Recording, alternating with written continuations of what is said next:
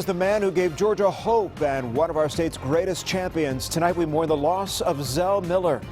Good evening and welcome. I'm Tom Haines. Zell Miller spent decades in Georgia politics. He was the first elected to the state Senate in the 1960s. He later became our state's longest-serving lieutenant governor ever. He spent much of the 1990s in the governor's mansion before heading to Washington as a senator. Fox 5 anchor Russ Spencer joins us now in the studio with a look at Miller's life and legacy. Russ? Well, Tom, Miller stepped out of the public spotlight last year after announcing he had a form of Parkinson's disease. He spent his final days at his home in Young Harris, in the mountains where he was born 86 years ago. As I end my term as your United States Senator and close the book on a 45-year political career, Shirley and I want to thank you, the people of Georgia, who made it all possible. We know we have been richly blessed, both personally and politically.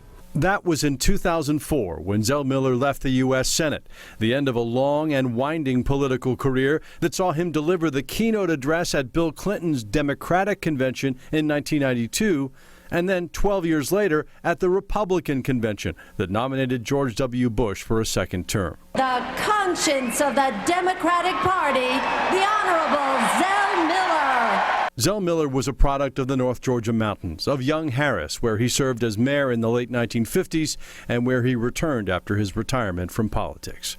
Recent years have been spent with family there, including his wife of more than 60 years, Shirley, as he lived with Parkinson's disease and retreated from public life. He talks about the family.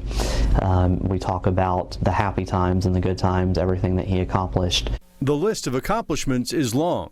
Zell Miller served as a state senator in the early 1960s, chief of staff for Governor Lester Maddox, and then 16 years as lieutenant governor, a record in the state of Georgia. And will, to the best of my ability. Miller served 2 terms as governor in the 1990s and signed the bill establishing the lottery-funded Hope Scholarship and pre-kindergarten program. Georgia's still the only state that does it for all 4-year-olds. I'm very proud of that. Miller went to Washington and the U.S. Senate 2 years later in 2000 when he was appointed to complete the term of Paul Coverdell, who died in office. A conservative Democrat, Miller found he had more in common with some of his Republican colleagues on Capitol Hill. But while he endorsed President Bush for a second term, he said he never considered joining the Bush administration. I told President Bush some time ago, more than a year ago, that I wanted to go back to Georgia, and I don't want to do anything full-time in Washington, D.C. In later years, Zell Miller endorsed both Democrats and Republicans for state and national office, but his grandson said last fall that his bedrock party loyalty never wavered. I think that Zell absolutely felt and stated it many, many times that the Democratic Party left him. Those who know Zell Miller know that he was born a Democrat, and those who know Zell Miller know that they have told him that he will die a Democrat, and he absolutely will. Zell Miller also said many times his 3 years in the Marine Corps taught him everything he needed to know. His grandson says he died peacefully, surrounded by his family. Such a life and legacy. Russ, thanks. Condolences have been pouring in from lawmakers on both sides of the aisle. Governor Nathan Deal summing up many people's thoughts with these words today. The mark Zell made in his private life as a dutiful son, a loving husband, and a proud father and grandfather are the ones which I'm sure he was most proud. Fox 5's Kevin Stewart spoke to other lawmakers today about their memories of Miller. He joins us now from the live desk. Kevin? Tom, Miller is being fondly remembered at the Gold Dome. They're calling him strong, humble, and principled, with a legacy like no other. At the Gold Dome, you say Zell Miller, and one thing will always come to mind.